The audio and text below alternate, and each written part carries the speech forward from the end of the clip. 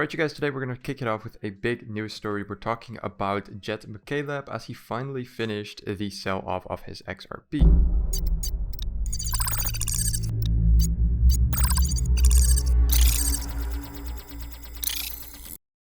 Alright everybody, welcome back. Today, like I said before, we're having some big news stories, mostly about XRP related stuff, but we do have some other stories as well.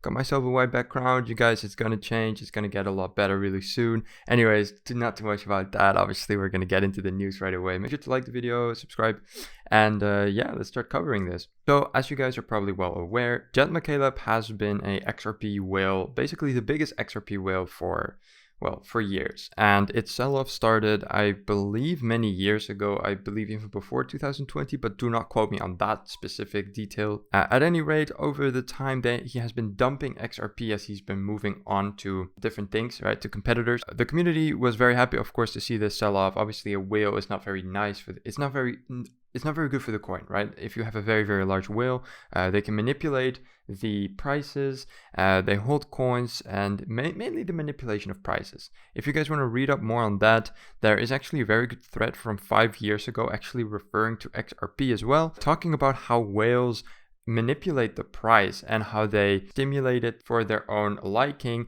and usually crank up the prices only to then bring them down again, etc, etc. If you want to read up on it, pause the video, read it. It's very, very useful and provides a lot of value for those of you who do not know.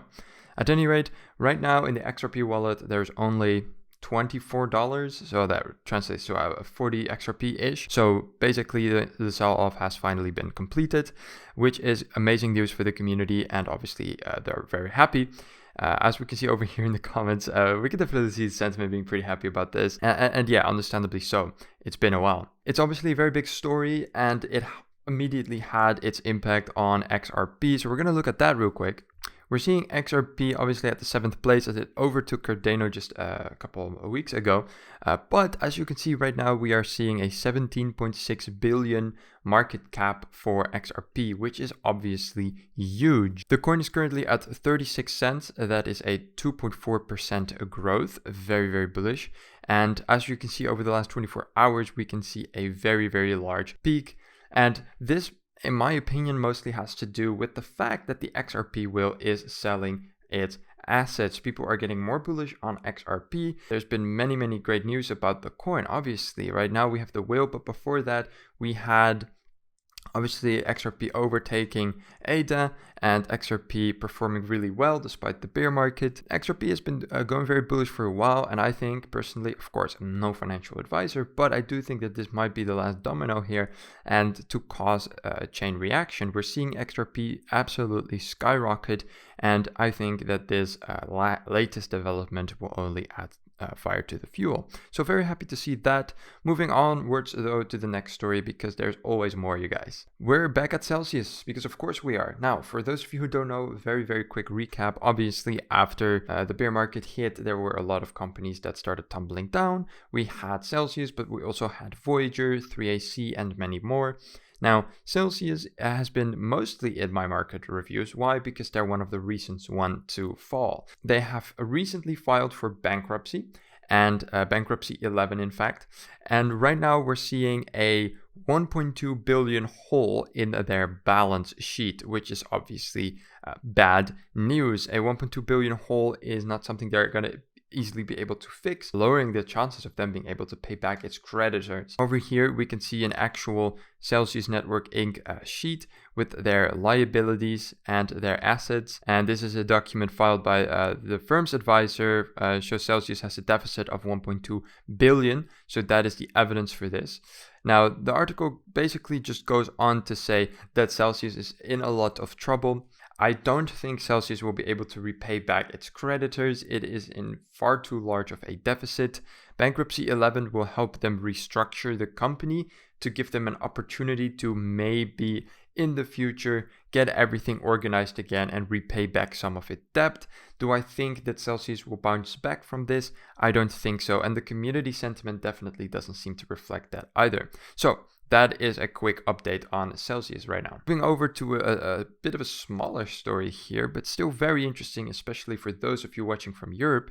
Sweden's emergency minister says the country needs energy for more useful things than Bitcoin. Now, for those of you who have been living under a rock, obviously we are in the midst of an energy crisis, mainly in Europe, and Bitcoin requires a lot of fossil fuel to mine, which of course, we can have a whole discussion about whether that's okay or not, right? That there's obviously party one that says, every currency, every government system makes its own form of pollution, right? For Christ's sake, I mean, US dollars are in paper, right?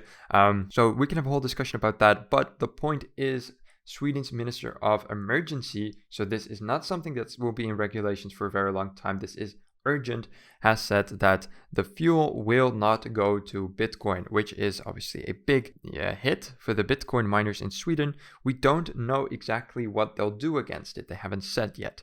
But this comment alone will most likely indicate that there will be regulations, or at least emergency regulations, for Swedish Bitcoin miners. All right, moving over to the market. As we said before, XRP is doing fantastic, but overall the market is doing very good as a whole. We have smashed the 1 trillion crypto market cap once again, with a 2.8% growth over the last 24 hours, which is fantastic.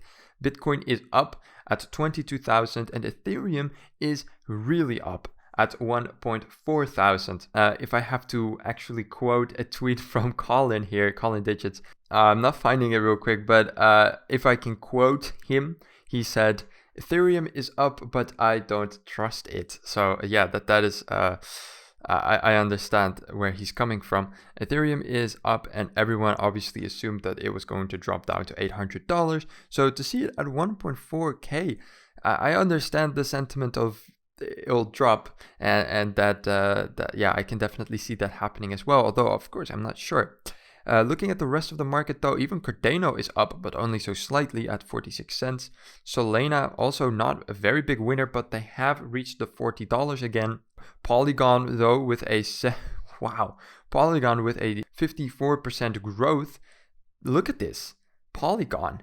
Now, obviously, Polygon has also been in the news lately in the market review, as they've been selected for, only a couple of companies can ever be selected for the Disney Accelerator program.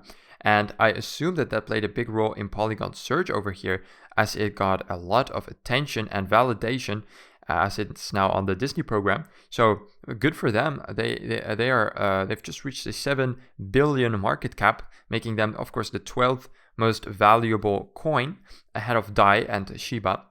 And yeah, for the rest, the whole market is basically winning. We have a couple of losers here, Uniswap, but that is obviously because they came from a massive height, so it makes sense that they, kind of stopped growing for a little bit. They've done a 15% growth over the last week, and they're at $7.24.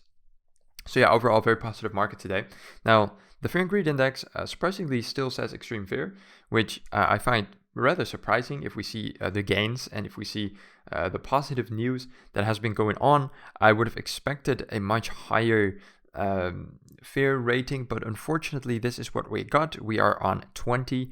I mean, it is what it is. Apparently, most of the gains have been done over the weekend, and we can see higher gains here on the weekend. We see 24 and a 22. But still, all of those are also extreme fear, so very interesting to see.